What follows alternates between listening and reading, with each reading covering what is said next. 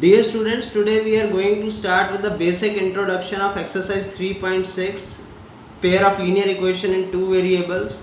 So in this exercise we are going to discuss about a new method of equations reducible to a pair of linear equation in two variables. इस exercise में हम एक नए चीज को सीखेंगे जो है equation reducible to a pair of linear equations in two variable. बच्चों कुछ इक्वेशंस ऐसी होती हैं जो लीनियर इक्वेशन नहीं होती, कुछ और फॉर्म्स में जो है इक्वेशंस हमें दी होती हैं, लेकिन अगर हम उसके ऊपर थोड़ा सा काम करें, उस पर थोड़ा सा फार्मूला लगाएं तो वो लीनियर इक्वेशन के रूप में आ सकती हैं। तो इसी तरह के इक्वेशंस को आज हमें पहले लीनियर इक्वेशन में कन्वर्ट करना सीखना है और उसके बाद उसे किसी भी मेथड से, जो तीन मेथड आपने किए हैं, सब्स्टिट्यूशन मेथड, एलिमिनेशन मेथड या क्रॉस मल्टीप्लिकेशन मेथड, उन्हीं के द्वारा सॉल्व करके उसके सॉल्यूशंस निकालने हैं। तो आइए देखते हैं एक इक्वेशन और कोशिश करते हैं कि इसको लीनियर इक्वेशन में फॉर्म करें। देखो बच्चों, सबसे पहले तो लीनियर इक्वेशन जो है ax plus B Y plus C के फॉर्म में होती है। x और b वेरिएबल्स हैं, इसके साथ a और b जो हैं इसके कोफिशिएंट्स हैं, ये हम पहले बहुत बार डिस्कस कर चुके हैं, और c जो है ये इसका कांस्टेंट नंबर है। तो अब ये देखिए यहाँ पर ये जो इक्वेशन गिवन है ये 1/2x minus 1/y is equal to -1 है, और दूसरा जो इक्वेशन दिया है पेयर में 1/x plus 1/2y is equal to 8 है। तो ये किसी भी तरह से लीनियर इक्वेशन नहीं है, लेकिन अगर हम इसको रिड्यूस कर दें, x minus y is equal to -1 हो जाए या x plus 2y is equal to 8 हो जाए, तो ये एक लीनियर इक्वेशन का फॉर्म ले सकता है। तो इनको हम रिड्यूस करेंगे, आइए देखते हैं कैसे रिड्यूस करते हैं। देखो बच्चों, these equations can be reduce to linear equation. कैसे होंगी? क्योंकि 1/x है तो 1/x को हम एज्यूम कर लेंगे, सपोज कर लेंगे कि वो u है, और 1/y को हम एज्यूम कर लेंगे वो v है। तो u/2, क्योंकि 1/x u है तो 1/2x क्या हो जाएगा? u/2। तो u/2 माइनस v, क्योंकि 1/y v है तो 1/y की जगह हम v लिख लेंगे इज इक्वल टू -1। तो अब हमें क्योंकि फ्रैक्शन ख़त्म करनी है तो 2 से इस पूरी वैल्यू को मल्टीप्लाई करेंगे तो क्या हो जाएगा? u minus 2v minus 2। ये हमारे पास पहली इक्वेशन जो है वो आ जाएगी। उसके बाद फिर हम क्या करेंगे?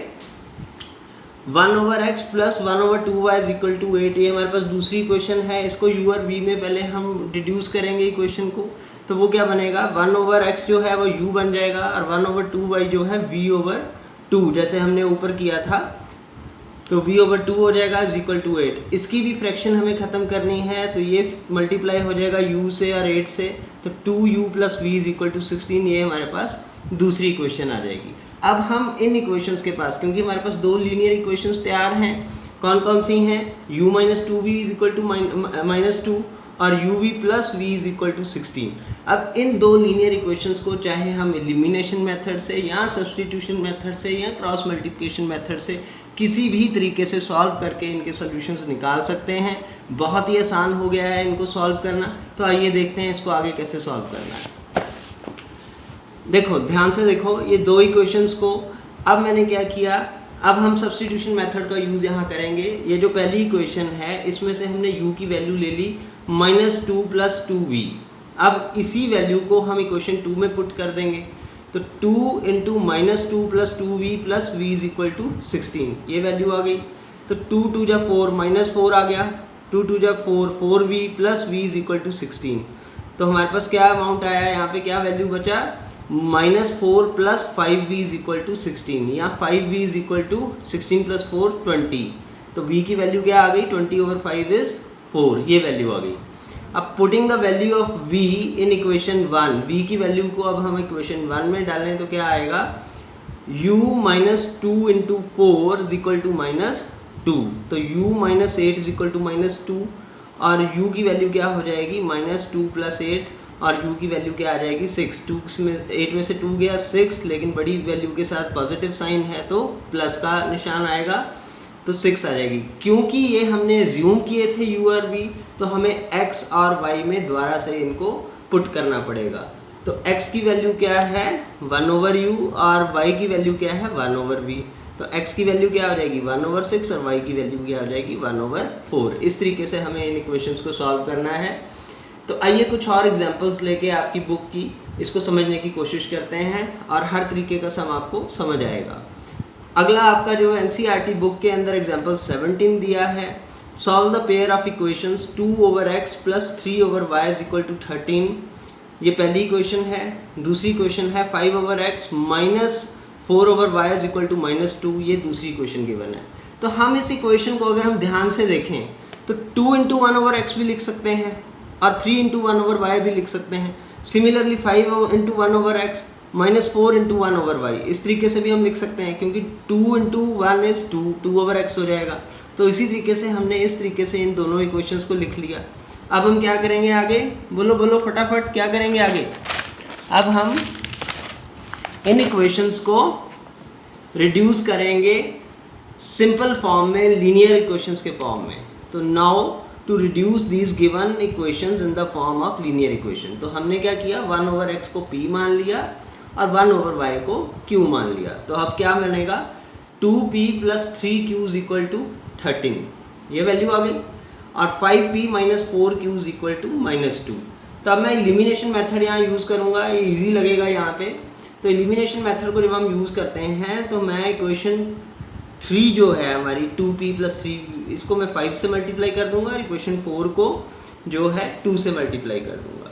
तो जब ये वैल्यूज़ आएंगी तो हमारे पास नई इक्वेशंस आ जाएंगी, 10p + 15q is equal to 65 और 10p - 8q is equal to -4। अब इन दोनों वैल्यूज़ को हमें सब्सट्रैक्ट करना है। क्यों सब्सट्रैक्ट करना है? क्योंकि दोनों जो 10 हैं वो दोनों का साइन जो है कॉमन है, प्लस है, तो सेम साइन से जो है हम इसको सब्सट्रैक्ट करेंगे तो ये कट जाएंगे।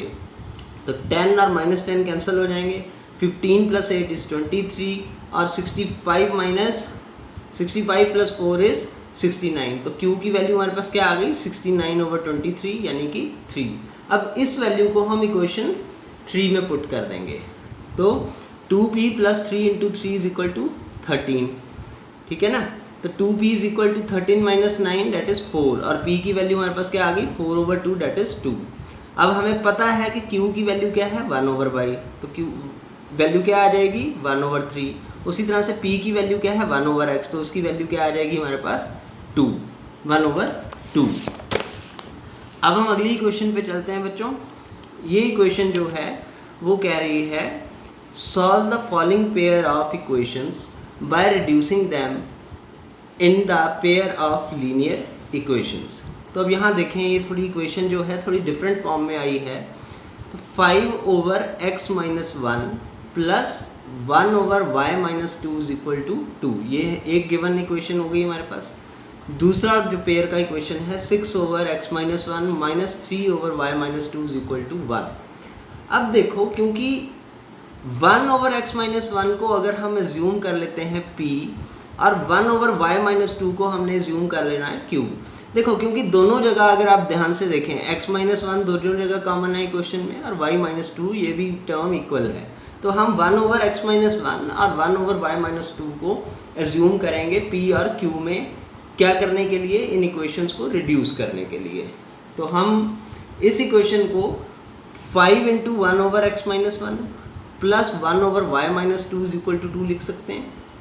इसको आप देखें ऊपर वाली इक्वेशन को। उसी तरह से हम 6 × 1/x - 1 minus 3 × 1/y - 2 is equal to 1 भी लिख सकते हैं। तो हमारे पास क्या वैल्यू आ जाएगी, 5 × p plus q is equal to 2, और दूसरी वैल्यू हमारे पास आ जाएगी क्या आई, 5 × p plus q is equal to 2, 5p जब 5p, 6 × p minus 3 × q is equal to 1। ये हमारे पास दोनों इक्वेशंस तैयार हो गई। अब हम एलिमिनेशन मेथड से अगर हम 3 को इस इक्वेशन 3 को 3 से मल्टीप्लाई कर दें तो q के वेरिएबल जो है बराबर आ जाएंगे। तो अब देखें, एलिमिनेशन मेथड अप्लाई करते हैं। By elimination method multiply equation 3 by 3, ये आपको लिखना है यहाँ पे। फिर 3 से हमने इसको मल्टीप्लाई किया तो क्या आएगा, 15p plus 3q is equal to 6। अब नीचे क्या वैल्यू आ गई हमारे, हम दोनों इनको अगर ऐड भी करेंगे तो क्या आ जाएगा, 15 + 6 is 21p is equal to 3 cancel हो जाएंगे, 3q और 6 + 1 इज 7, और हमारे पास p की वैल्यू क्या आ जाएगी, 7/21 दैट इज 1/3।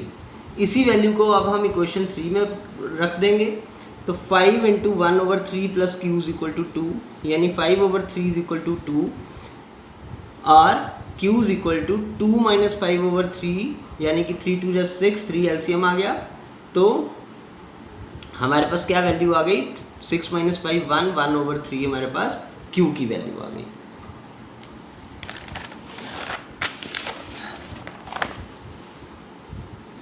अब 1/x माइनस पी जो था, 1/x माइनस 1 जो था वो p के बराबर हमने एज्यूम किया था, तो हम p की जगह 1/3 लिख लेंगे और क्रॉस मल्टीप्लाई करेंगे, क्योंकि तभी हमारे पास x और y की वैल्यूज आएंगी।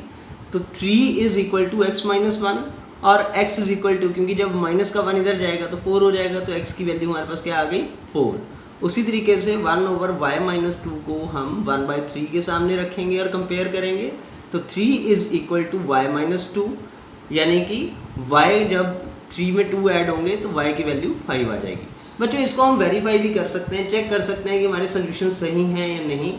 जो हमारा गिवन इक्वेशन था, जो सबसे पहले इक्वेशन 1 थी, उसके अंदर हम x और y की वैल्यू को अगर पुट करें तो y/4 माइनस 1, x की जगह 4 डाल दिया, तो 5/4 minus 1 plus 1/5 minus 2 is equal to 2। तो दोनों जगह 3 3 आ गया एलसीएम में, तो 3 एलसीएम आ गया, 5 प्लस 1 इज 6, 6/5 प्लस 1 इज 6, तो 6/3 इज 2, तो 2 is equal to 2, that is LHS is equal to RHS। तो ये प्रूव हो गया। एक्चुअल में हमें प्रूव नहीं करना होता, लेकिन आपको अगर चेक करना है कि आपका सोल्यूशन सही है तो आपको वेरीफाई करना है। एक्चुअल में हमें वेरीफाई नहीं करना होता, अगर गिवन है क्वेश्चन में वेरिफिकेशन करना है तो ही आपको वेरिफिकेशन करना है। अब आपकी अगली एग्जांपल जो बुक में दी है, ये बड़ी अच्छी स्टेटमेंट प्रॉब्लम है और बड़ी इंपॉर्टेंट भी है एग्जामिनेशन पॉइंट ऑफ व्यू से।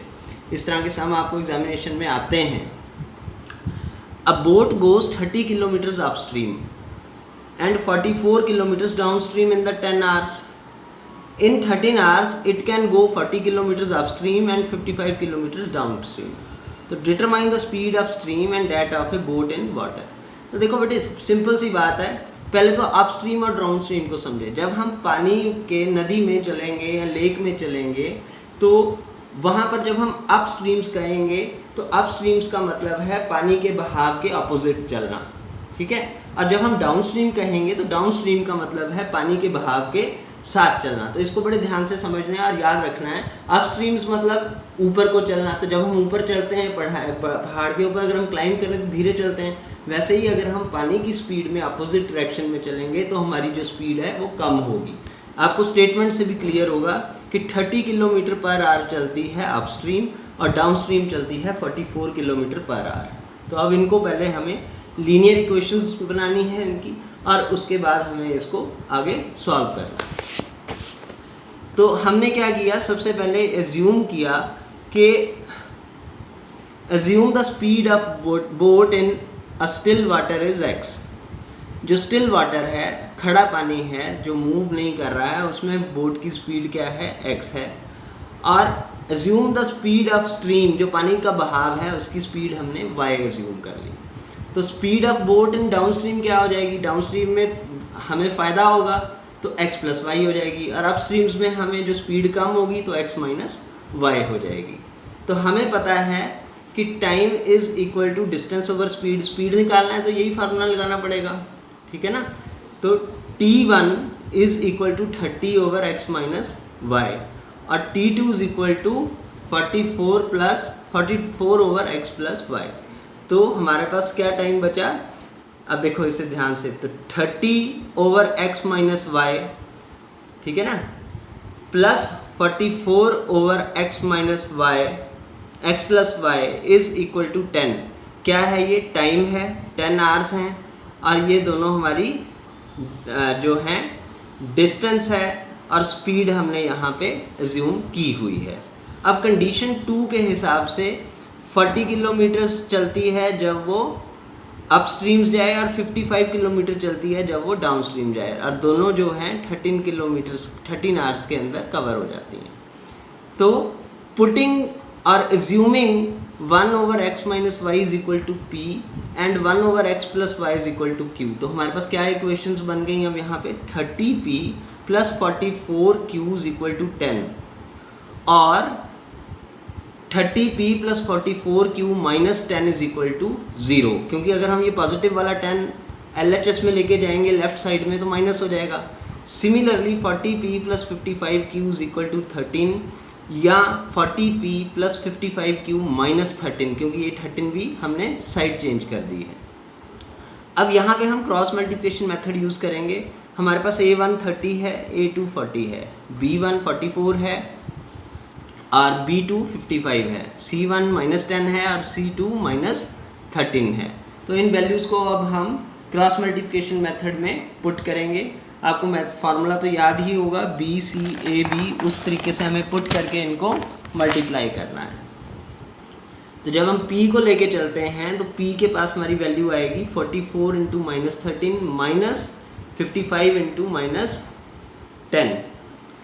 सिमिलरली Q पे हमारी वैल्यू बनेगी 40 into minus 10 minus 30 into minus 13, और 1 पे हमारी वैल्यू बनेगी 30 इंटू 55 माइनस 44 इंटू 40। तो P की जब हम वैल्यू कैलकुलेट करेंगे तो माइनस 572 प्लस 550, और Q पे आ जाएगी माइनस 400 प्लस 390, और 1 पे आ जाएगी 1650 माइनस 1760। तो हमारे पास वैल्यू क्या आ गई, P over 22 minus 22, Q over minus 10 और 1 ओवर माइनस 110। अब हम पहले P को 1 से कंपेयर करेंगे। तो P over 22 is equal to 1 over 110, minus minus cancel हो गए। तो P की वैल्यू क्या आ गई, 22 ओवर 110, डेट इज़ 1 ओवर 5। उसी तरह से हम Q को जब कंपेयर करेंगे तो Q over 10 is equal to 1 over 110, तो Q की वैल्यू आ जाएगी 10 ओवर 110 यानी 1 ओवर 11। अब इसी वैल्यू को हम P और Q में जो है उनसे x और y के साथ कंपेयर कर देंगे। तो 1 over x minus y is equal to 1 over 5 और 1 over x plus y is equal to 1 over 11। तो क्रॉस मल्टीप्लाई करेंगे तो x minus 5 is equal to y और x plus y is equal to 11। अब इन दोनों इक्वेशन से हम x और y की वैल्यू निकाल लेंगे। तो अब हम इन दोनों इक्वेशन को अगर ऐड करें एलिमिनेशन मेथड से तो 2x इज इक्वल टू 16 और x इज इक्वल टू 8, और इसी वैल्यू को हम दूसरी क्वेश्चन में पुट कर दें तो 8 minus y is equal to 8 और minus y is equal to minus 3, तो y की वैल्यू 3 आ गई। तो इस हिसाब से हमारी जो स्पीड है बोट की वो 8 किलोमीटर पर आवर आती है और जो वाटर की स्पीड है वो 3 किलोमीटर पर आवर आती है। तो उम्मीद है मुझे ये क्वेश्चन आपको समझ आए होंगे और आपको ये तरीका समझ में आया होगा कि किस तरीके से हमने इक्वेशंस को पहले लीनियर इक्वेशन में कन्वर्ट करना है और किसी भी मेथड को यूज़ करके हमें सॉल्व करना है। Thank you for watching this video.